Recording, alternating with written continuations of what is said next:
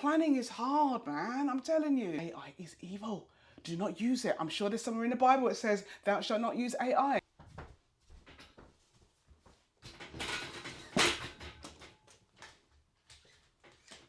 Welcome back to another video. It is the first week, the end of the first week back after the Easter holidays, and this is my first session, my only session this week, because the evenings have just been really busy with meetings, not school meetings, but just general other stuff that I do. So I haven't had the capacity to be able to do an extra session. So when I do only one session a week, at the moment it's always focusing on the deadlift session, because I am on the road to 100 kg and I intend to get there. So I need to make sure the consistency is there where that's concerned. So today's session, we are starting with the usual warm-up with the pulses, downward dogs, hamstring sweeps, and rear leg deadlifts, 35 to 40. And then we have got our deadlift workout to do. And then we've got a little workout at the end that will get my heart pumping a bit more and ready for the rest of this day. Going to take you along with me just on the warm-up, and then I'll be back with you when we get to do the deadlifts.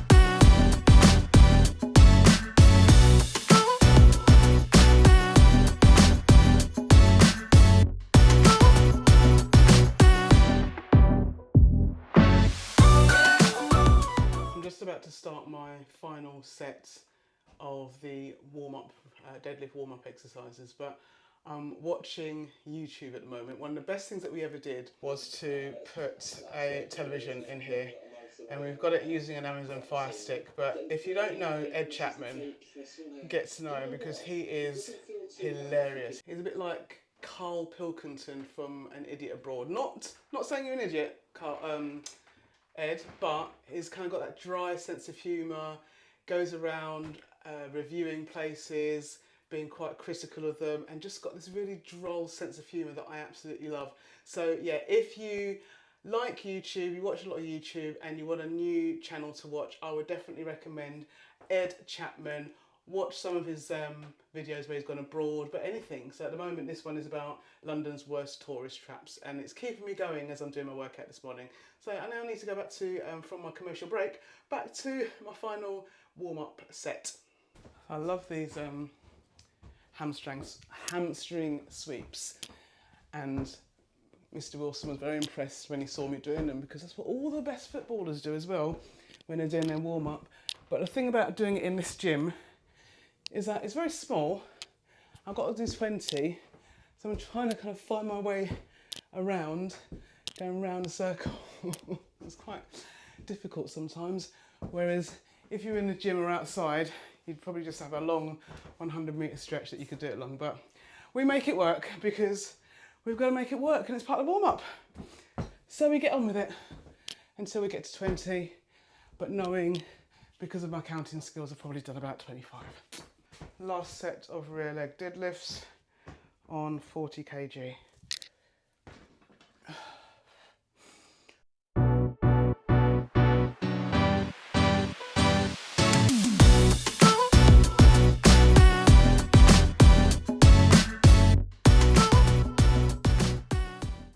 Workout done. Now onto the main attraction, deadlifts. Let's go. Right, I need to set up for the deadlifts, but you know how it is. You kind of remember something, you think, oh yeah, that's something I wanted to just mention or just talk about, because I was doing planning last night. Now I, as you know, because I've mentioned it a few times, I'm currently teaching year 6, not as much as I was before the Easter break. So I'm currently doing 2 afternoons a week and then all day on Wednesday. But I was planning last night and I was doing the English, and it's a really interesting unit because it's based around Home Alone 2, and we're doing a narrative based on the scene where Kevin meets the bird lady for the first time. And I was having a bit of a mental block last night. It's not your typical writing focus, So I have had to plan it all from scratch, but so far it's going really good because the key thing is the dialogue that's in it. You've got the action that moves the dialogue along. You've got the relationship between the two characters. So it's a really good focus, and the children are really enjoying it because it's Home Alone 2 and we watched it when we went on our residential. But what occurred to me was that because I'm planning it from scratch, I kind of had this mental block as to, right, I need to be able to do an activity where they're understanding emotions. And my head last night, I was like, I really found it hard to think of anything. So I did what I often do. I went to ChatGTP. I'd written a text, a model text. I'd actually written it myself, didn't ask ChatGTP to write it because I really enjoyed writing it. So I wrote it, but I plugged that into ChatGTP to say, oh, what emotions can you see here? And it came out with quite a few different options in terms of the levels of emotions that were felt between the bird lady and Kevin. It's like, oh, this is great. And then that then spurred me on to think, right, okay, I know what I can do now. And I started continuing my planning. But if I hadn't had that, I would have been at a real block. I would have had this, I don't know if anyone who's a writer has this thing called writer's block, and you just need something to stimulate those ideas. And when you work in a one form entry school, sometimes it can be quite challenging to have someone to bounce those ideas off. And we've been using and have advocated the use of AI to support planning this academic year. And we had someone join us who had used TeachMate AI for a while, and we bought a subscription, and that's been fantastic as well. And I've also used Oak Academy, have got a really good AI planning tool, as well as their resources. And then there's ChatGTP, and obviously there's other AI options out there. But I know that there are some schools and some heads and some school leaders who are flat out, no, don't use AI. Do not go anywhere near ChatGTP or TeachMate AI because it kills creativity. It doesn't help you with the understanding the planning process, and there's a lot of other obstacles in your way when you use it. But I haven't found that, and we haven't found that as a school. And it might be because we've got mainly experienced teachers in our school. It might be because we have done a lot of training in terms of this is how you use it, but this is what you need to be mindful of. It's the same way when you ask, when you say to teachers, okay, don't use worksheets off the bat. Look at them, analyse them, decide whether they're actually suitable for your children, modify, change them where necessary. Don't just use a worksheet for the sake of using a worksheet. It's got to work for your children. And it's the same when you're using AI, from my opinion. For me, using AI just cuts out a lot of the kind of brain, what's it called? That thinking. Not that it stops me from thinking, but when you've got to try to find that little nugget to get you started, that's what can help. Because sometimes, ChatGTP, some of the things it comes up with are actually rubbish, to be fair. It comes up with these ideas like you really haven't got a clue. Even though you're kind of pulling all the information from various places, you can tell it Key Stage 2, you can tell it UK curriculum, you can tell it national curriculum, you can say Year 6, but still the ideas are not going to be suitable. And so I need to know, okay, it's given me an idea, but it's not suitable, but it's a starting point.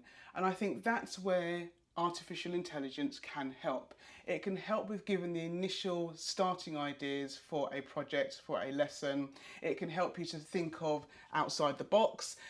It can help you to think of alternative ways of creating something. One of the things that I have done and we do in our school is we do model texts, because we do text analysis. So we have two texts and we kind of ask the children to analyse which one's the most effective based on the features that we want. And so within sometimes what we use a ChatGTP or TeachMate AI to do is to create a model text. And we have to put in what we want in that text. So it might be that we want to make sure that we've got fronted adverbials. We might want to make sure that we've got dialogue. We might want to say you've got to have Key Stage 2 level punctuation. It might be that you want to include lots of emotive language. And so I have to tell it what it needs to include, and then it will churn out what I've asked it to include.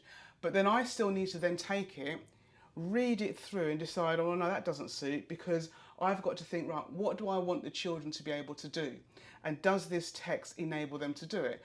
I've had examples of, so when we were doing the landlady last term, I was able to say to it, create me a model text based on the scene in The Landlady where when she opens the door and they meet for the first time.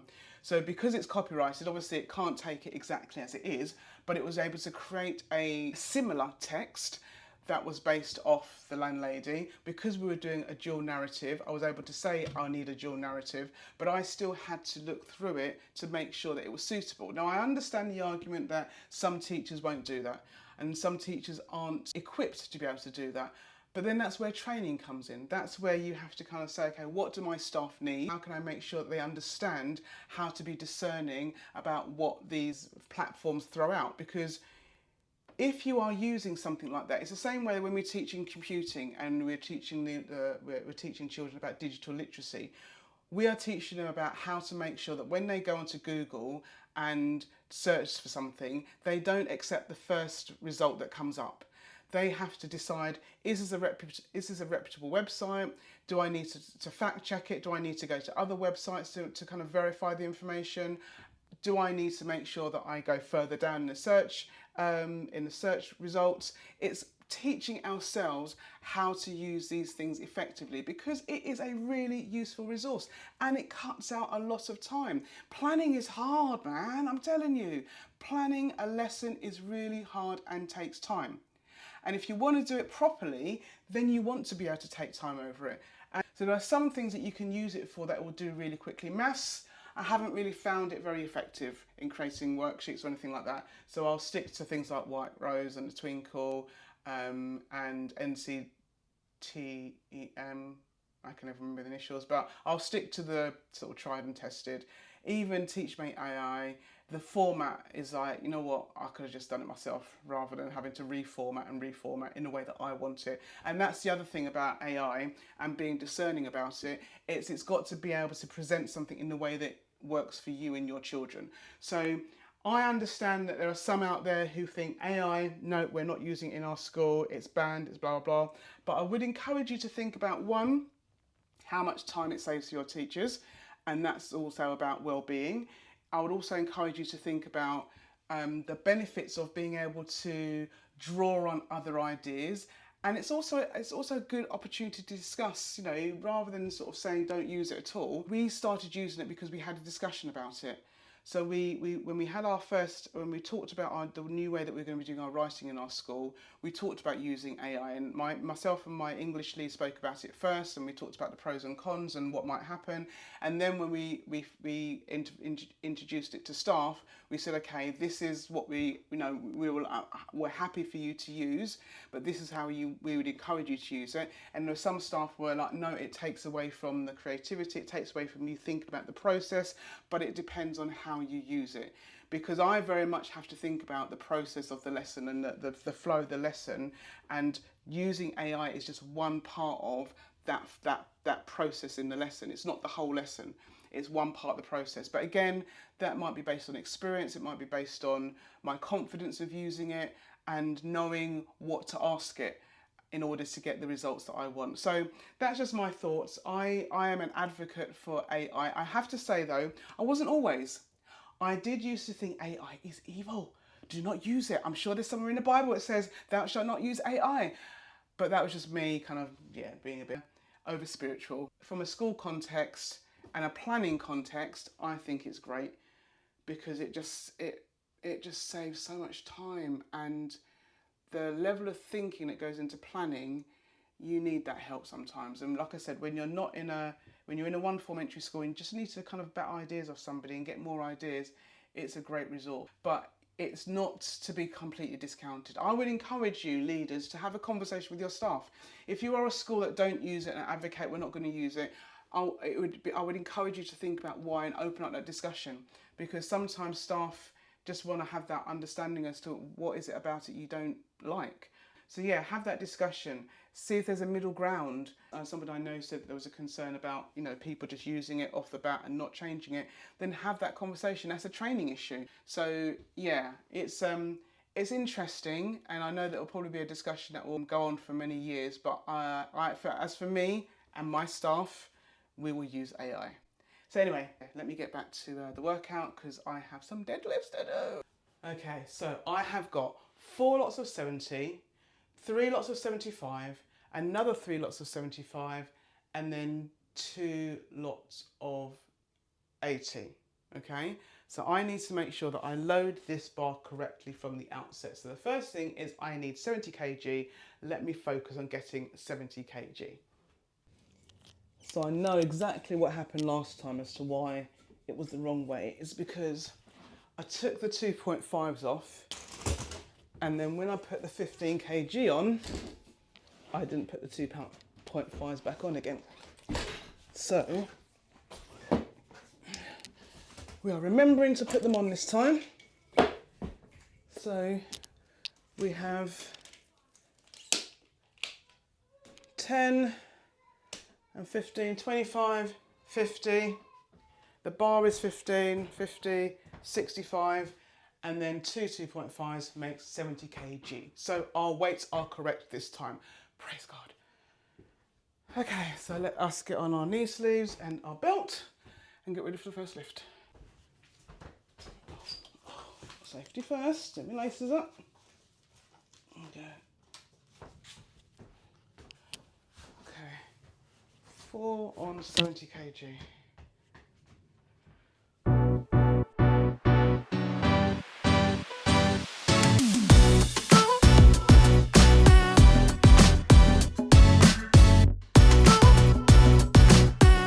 Okay, 75 kg this should be, but let us just count.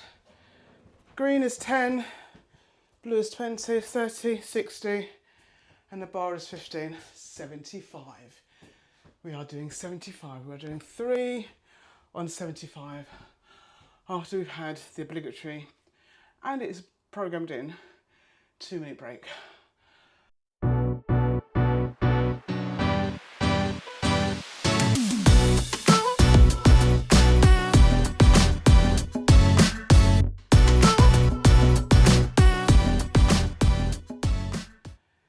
Two lots of 3 at 75 done. Now get ready for the 80. And obviously I've done 80 kg before, so this is just building me back up to get to where I need to be. But I've got to do 2 on 80 after my obligatory. Oh, you know what I forgot? I forgot to do the bird dogs in between. Oh man. See, I just need to read my program. I've just seen that where it says that. Bird dogs, 4 on each side. So I'll do them now. I've only missed 2 sets. I've only missed the ones after that one and the ones after that one. So if I do it now, that's so good. And then I'll do it after that one. And it's not the end of the world, but it does emphasize how I need to keep looking back. I think, you know what it is? I think I just assume that I know it. And I'm just so focused on the deadlifts that I'm just forgetting everything else. And maybe I should have just written it properly and that would have helped. Maybe, maybe, maybe. We know now, so we just need to do them now.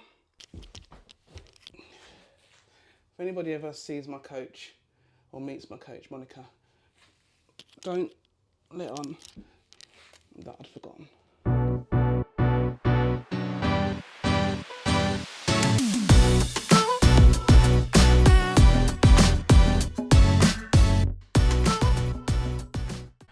What can I do to support the memory and the observation skills?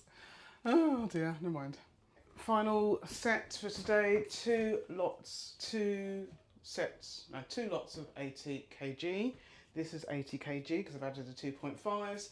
And then I'm going to do my bird dogs because we've got bird dogs that follow after every deadlift. Because of course I knew that, didn't I? But anyway, let's go.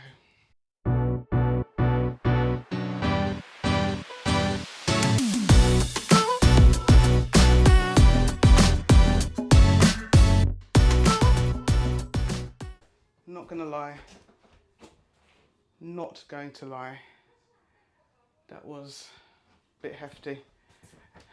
And when it gets like that, I do sometimes think, right, let me just count again. 20, 30, 30 and 30 is 60, 60 and 15 is 75, 75 and 5 is 80. So it's correct. It just feels heavy. It just feels heavy. But then weights are heavy when you get to 80 kg, and also bearing in mind that is now over my body weight, so you know it's not too bad. Not too bad. Okay, so I'm gonna unload the bar, have a bit of a rest, and then get into the workout for today. Currently on round 4 or 6, and here's me thinking after I've done the what's it called, deadlifts, the workout would be, you know, just not challenging but not too hard. This is kicking my butt. It's kicking my butt, but we keep going.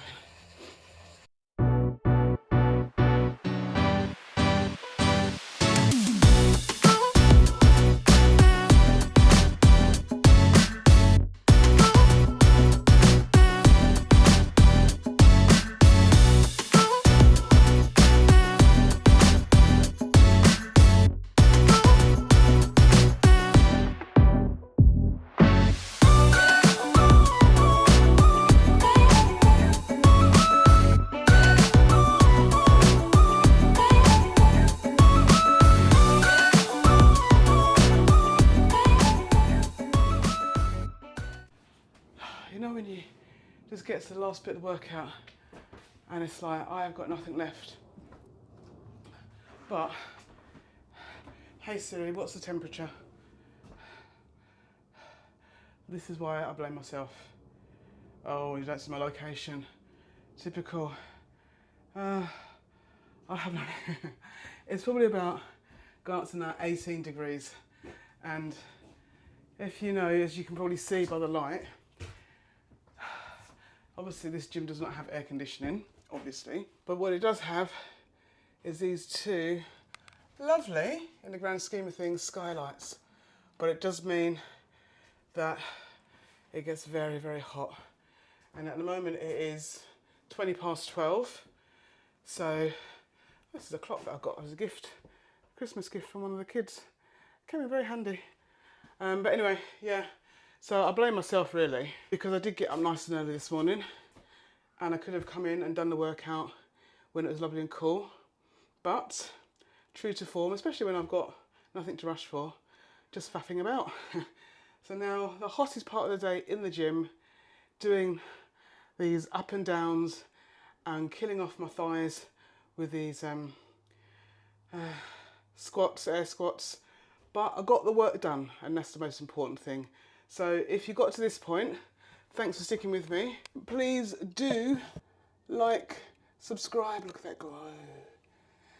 And subscribe, yes please. I am on 59 subscribers. I'm waiting for that one person to get me over the 60 mark. I've been waiting for that one person for about a week now. So if that's you and you subscribe, put a note in the comments and say, I'm number 60. Thank you for joining me. Let me know your thoughts about AI and using it in planning. And yeah, enjoy the rest of your weekend. See you next week.